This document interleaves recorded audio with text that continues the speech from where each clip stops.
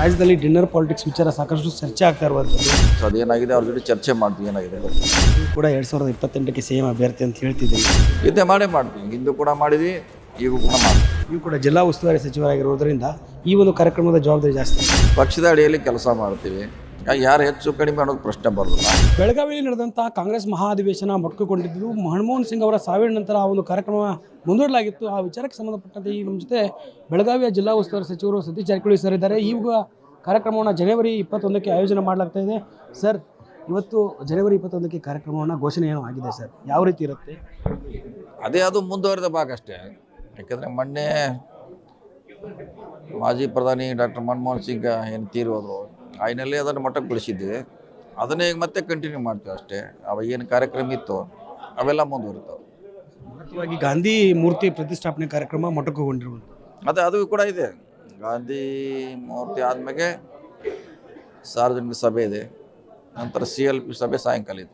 So 3 ಕಾರ್ಯಕ್ರಮ ಆಗ್ತಾಯಿದೆ ಬೆಳಗಾವಿಯಲ್ಲಿ. ಮತ್ತೆ ಈಗೆಲ್ಲ ಬ್ರೇಕ್ ಹಾಕಿದಂಥ ಕಾರ್ಯಕ್ರಮಕ್ಕೆ ಮತ್ತೆ ಚಾಲನೆ ಸಿಗ್ತಾ ಇದೆ. ಯಾವ ರೀತಿ ತಯಾರು ಮಾಡ್ಕೊಂಡಿದ್ದೀವಿ ಸರ್? ನಿಮ್ಗೆ ಯಾವ ಉಸ್ತುವಾರಿ ಕೊಟ್ಟರು?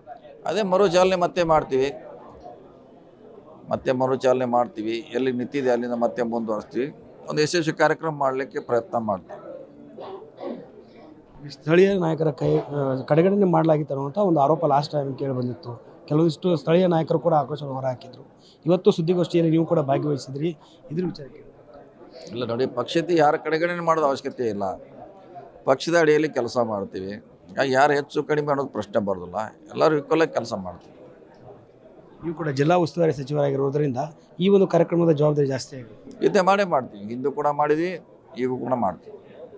ರಾಜ್ಯದಲ್ಲಿ ಡಿನ್ನರ್ ಪಾಲಿಟಿಕ್ಸ್ ವಿಚಾರ ಸಾಕಷ್ಟು ಚರ್ಚೆ ಆಗ್ತಾ ಇರುವಂಥದ್ದು.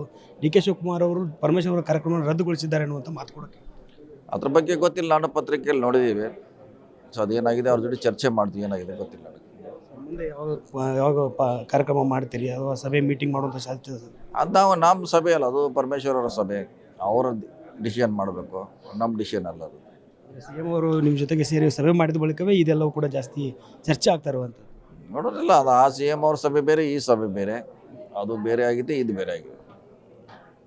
ಲಾಸ್ಟು ಚಿತ್ರದುರ್ಗದ ಸಮಾವೇಶ ಆಗಿತ್ತು ಸರ್, ಆ ವಿಚಾರವನ್ನೇ ಪರಮೇಶ್ವರ್ ಅವರು ಹೇಳಿರುವಂಥದ್ದು. ಯಾಕಂದರೆ ಚುನಾವಣೆ ನಡೆದ ಸಮಯದಲ್ಲಿ ನಾವು ಯಾವುದೂ ಅಭಿನಂದನಾ ಸಮಾವೇಶ ಮಾಡಿರಲಿಲ್ಲ, ಆ ಕಾರಣಕ್ಕೆ ಸಭೆ ಕರೆದಿದ್ದೀವಿ ಅಂತ ಮಾತು ಅಲ್ಲ ಹೇಳಿರ್ಬೋದು. ಏನು ಸಬ್ಜೆಕ್ಟ್ ಅಜೆಂಡಾ ಇದೆ ನಮ್ಗೆ ಗೊತ್ತಿಲ್ಲ.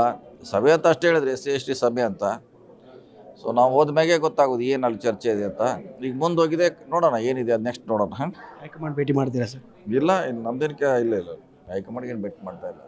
ಯಾಕಂದರೆ ಅಹಿಂದ ನಾಯಕರ ಸಭೆಯನ್ನು SC/ST ಸಮುದಾಯದ ನಾಯಕರ ಶಾಸಕರ ಸಭೆ ಕರೆದಿರುವಂಥದ್ದು ಈಗ ದಿಢೀರಾಗಿ ಏಕಾಏಕಿ ರದ್ದುಗೊಳ್ಳುತ್ತೆ, ಮುಂದೂಡಿಕೆ ಆಗುತ್ತೆ ಅಂದರೆ ನೋಡಿ. ಅದು ಪರಮೇಶ್ವರ್ ಅವ್ರು ಮಾಡಿರೋದು ಕಾರ್ಯಕ್ರಮ.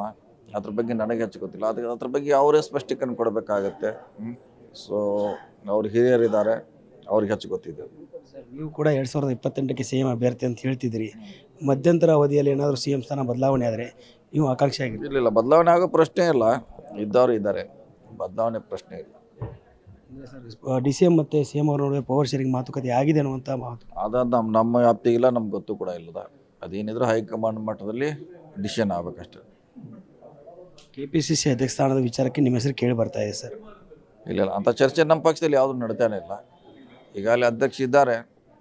ಸೊ ಆ ಚರ್ಚೆ ಯಾವುದೂ ಇಲ್ಲ. ಒಂದು ವೇಳೆ ಜವಾಬ್ದಾರಿ ಕೊಟ್ಟರೆ ನೀವು ತೆಗೆದುಕೊಳ್ಳೋಕೆ ರೆಡಿ? ನೋಡೋಣ. ಈ ಸದ್ಯ ಅದು ಅಪ್ರಶಸ್ತ. ಸೊ ಅಂಥ ಸನ್ನಿವೇಶ ಬಂದಾಗ ಚರ್ಚೆ ಮಾಡೋಣ. ಓಕೆ. ಬೆಳಗಾವಿಯ ಮಹಾಧಿವೇಶನ ಕಾರ್ಯಕ್ರಮ ಮುಂದುವರಿಯುತ್ತೆ. ಅದರ ಜೊತೆಗೆ ಡಿನ್ನರ್ ಪಾಲಿಟಿಕ್ಸ್ ಮತ್ತು CM ಬದಲಾವಣೆ ವಿಚಾರ, KPCC ಅಧ್ಯಕ್ಷ ವಿಚಾರದ ಬಗ್ಗೆ ಸತೀಶ್ ಜಾರಕಿಹೊಳಿ ಅವರು ಹೇಳಿದ್ವಿ ಮಾತು. ಯಾವುದೇ ಜವಾಬ್ದಾರಿ ಕೊಟ್ಟರು ನಾವು ನೋಡಿ ತೆಗೆದುಕೊಳ್ತೀವಿ, ಮುಂದೆ ಯಾವ ಜವಾಬ್ದಾರಿ ಕೊಟ್ಟರು ಕೂಡ ಅದನ್ನು ಪೂರೈಸ್ಕೊಂಡು ಹೋಗ್ತೀವಿ ಅಂತ ಮಾತನ್ನು ಹೇಳ್ತಿರುವಂಥದ್ದು. ಕ್ಯಾಮರಾ ಪರ್ಸನ್ ಯುವರಾಜ್ ಜೊತೆ Durgesh Naik, guarantee news, Bengaluru. Guarantee news, ಸುದ್ದಿ ಖಚಿತ, ನ್ಯಾಯ ನಿಶ್ಚಿತ.